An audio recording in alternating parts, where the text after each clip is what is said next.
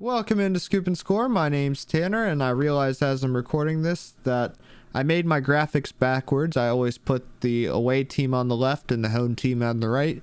So you're just going to have to bear with me on this one because it takes too much time to make the graphics, and I'm already late on this video, and I don't have the time to remake them. But anyways, I'm going to be breaking down number 3 Michigan at number 2 Ohio State. This game is Saturday, November the 26th at noon on Fox. Fox's big noon game of the week. And this is without a doubt the game of the year in my opinion. It's probably the biggest regular season game in the past 5 years. At least off the top of my head, I can't think of any regular season game that's been bigger than this one. So anyways, without further ado, there's enough hype about the game. Let's go ahead and get into the numbers. Starting with the Ohio State offense against the Michigan defense. Ohio State comes into this game with, in my opinion, the best offense in the country. They're not number one in any statistic, but they're the most balanced offense in the country, I should say. That's my opinion on it. But anyway, number 8 in total offense, number 2 in scoring offense, number 20 in rushing offense, number 17 in passing offense, and number 2 in red zone efficiency. Like I said, there's nothing that you can point to that Ohio State doesn't do well. You can say they don't run the ball well, but again, they're at 5.4 yards per carry on the season, which is an elite number. So we'll go ahead and talk about the Michigan defense a little bit. Michigan's probably the best defense in the country. It's Michigan or Georgia. I think Georgia's the most talented defense, and I think Michigan plays the most disciplined. But anyway, Michigan's number 1 in total defense, number 2 in scoring defense, number 2 in rushing defense, number 5 in passing defense, and number 34 in opponent red zone efficiency. So that's an elite defense in every number, just like Ohio State's offense is elite and balanced in every single number. But we'll go ahead and get into the more detailed statistics here. Ohio State's averaging 5.4 yards per carry, 9.6 yards per pass attempt, and 7.4 yards per play on the season, all of which are elite numbers. And Michigan's defense is allowing 55.4% of opponent rush averages allowed, 79.9% of opponent pass averages allowed, and 72.1% of opponent total yardages allowed, which are all elite numbers. So this is truly a story of an elite offense, and this is at the end of the year, so we have a full season's worth of data on these two teams. I don't think any of these numbers are outliers or going to change too much, obviously, for the rest of the season. So the data is what it is, and this is an elite offense against an elite defense, so it should be very fun to watch. So let's talk about some players to watch for Ohio State. My first player to watch for Ohio State is going to be CJ Stroud, obviously quarterback. I think he's probably the key to the game for Ohio State, or at least one of the big keys to the game. I think if he plays well, Ohio State will most likely win this game. If he throws a few dumb picks, which he's been prone to do this year, some of the picks he's thrown this year have just been what you would expect, the kind of picks you would expect from a true freshman, just dumb balls, like hold the ball or throw it away. But anyway, I think if he plays well, I think Ohio State's looking pretty good in this game. But my next player to watch for Ohio State is going to be Marvin Harrison Jr. I think it's about the same story with CJ Stroud, because if CJ Stroud is having a good day, I think his main target is going to be Marvin Harrison Jr. in this game. The one thing I will say about that, though, is I do think Michigan is going to double cover him, or at least have a safety over the top of him at all times. So I think it's going to be hard to get Marvin Harrison the ball. At least that's what I would do if I was Michigan. I would make one of the other receivers beat me. They might be capable of doing so even, but they haven't proven it yet this year. Not to the extent that Marvin Harrison Jr. has, at least. So if I'm Michigan, I'm making one of the other receivers beat me. But to move along, the next player to watch for Ohio State is going to be Dalton Hayden. I think he's going to start at running back personally. I think Travion Henderson and Mayan Williams are a little banged up. I think one of those two might play in this game, but I think Dalton Hayden's going to get the bulk of the carries, and therefore I think he'll start. I think the two other players to watch for Ohio State for the same reasons are going to be, so you could kind of count this as one player, Emeka Egbuka and Julian Fleming. Like I said, one of those two have to step up, and I think they both have opposite problems. I think Fleming gets open and he drops the ball, and I think Egbuka just doesn't get open that well, but he does make some good catches. But one of them has to step up, beat that weakness or beat that tendency, and step up and make big plays in this game for Ohio State to win, or at least for Ohio State to be comfortable in this game, I would say. But to switch sides of the ball here, let's talk about the Michigan offense against the Ohio State defense. And as much fun as it is to talk about the Ohio State offense against the Michigan defense, because that's the eye candy matchup, elite versus elite, I think that this might be the matchup that decides the game, and that is slightly less elite versus slightly less elite matchup. That is, Ohio State comes into this game with the number 9 total offense or total defense, number 10 scoring defense, number 15 rushing defense, number 11 passing defense, but they're 119th in opponent red zone efficiency, which isn't a good number, but it's not the super most important number. They do force a lot of field goals. It's just when teams do get in the red zone, they don't force turnovers, which is why the percentage is so high.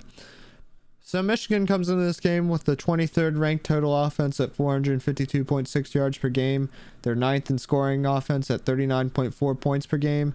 4th in rushing offense, 99th in passing offense, and 8th in red zone efficiency.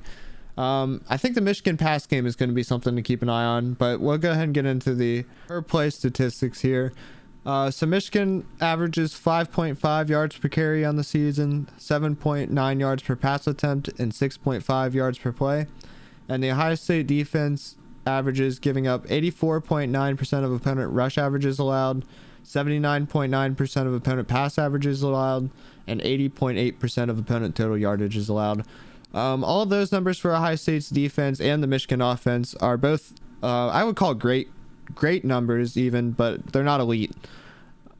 Versus the Ohio State offense and the Michigan defense are both elite numbers. They're both in the top 5 in either category, versus I would say Ohio State's defense is right around top 10 to 15, and Michigan's offense is right around top 10 as well. They're not elite units, they're great units. But anyway, let's go ahead and talk about some players to watch for Michigan. I have Blake Corum and Donovan Edwards both to watch for the same reason, and that reason is how healthy are they? If they're healthy, this is going to be a way more interesting game than if they're not healthy. We'll just put it that way. JJ McCarthy is my next player to watch for Michigan.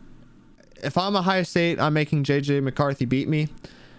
I think he's a good passer, but I think Ohio State's going to load the box and possibly bring their safeties into the run game and force JJ McCarthy to prove that he can beat them. That's what I would do if I was Ohio State, and I think that's what they will do.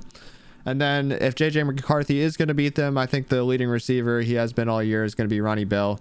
The other receivers from Michigan both proved it against Illinois that they have drop problems, or at least aren't reliable, not as reliable as Ronnie Bell. So if JJ McCarthy does have a game, I think Ronnie Bell will also have a game. We'll put it that way.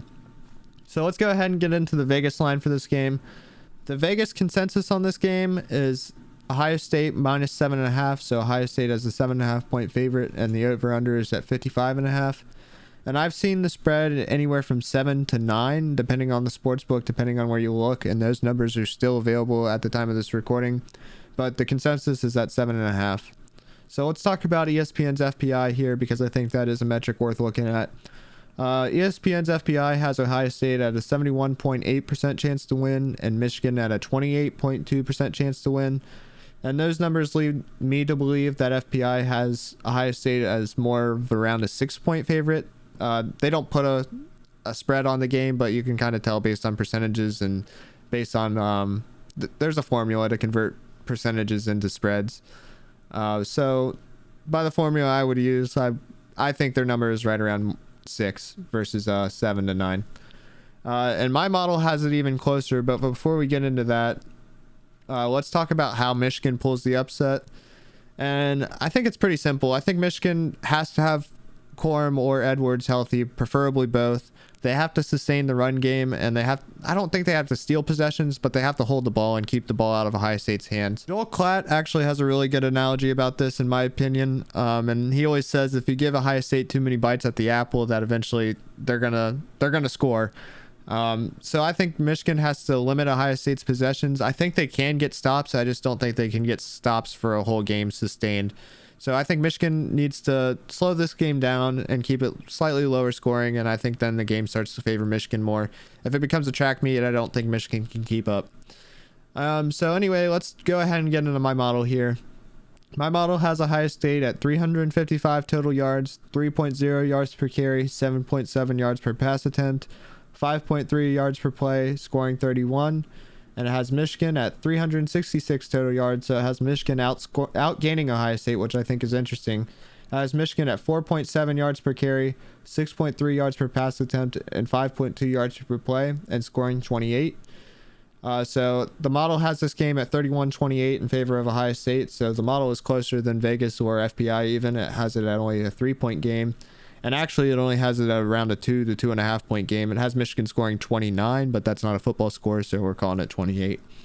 I will say, I think if these numbers play out, I think the game favors Michigan. If Michigan's getting 4.7 yards per carry, I think they're going to be able to play out the strategy that I was talking about. If Michigan's getting around 5 yards a carry, I think they're going to be able to hold the ball and score when they want to and keep the ball out of Ohio State's plays.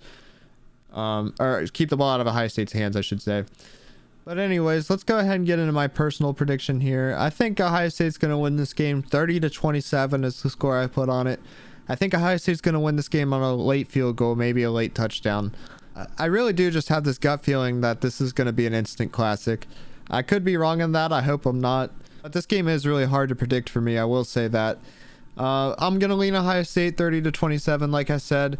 I just think I don't know. I think this game's going to play out really equally. I just think Ohio State's a little bit better team, and I don't know. I really could see this game going either way. I could see a blowout either way, to be honest with you. I think if it's going to be a blowout, that I would favor, say, if you asked me tomorrow, or asked me without looking at the score and said it was a blowout, I would say Ohio State was the team that blew out Michigan. But I could see Michigan holding the ball and just pounding it down Ohio State's throat like they did last year and blowing out Ohio State. I really could see that. It wouldn't shock me either way. But anyway, that's my personal prediction. Let me know your thoughts. Give me your predictions down in the comments. I appreciate you watching. If you could like the video and subscribe to the channel, I would greatly appreciate that. But again, thanks for watching. That's going to do it for me. OH.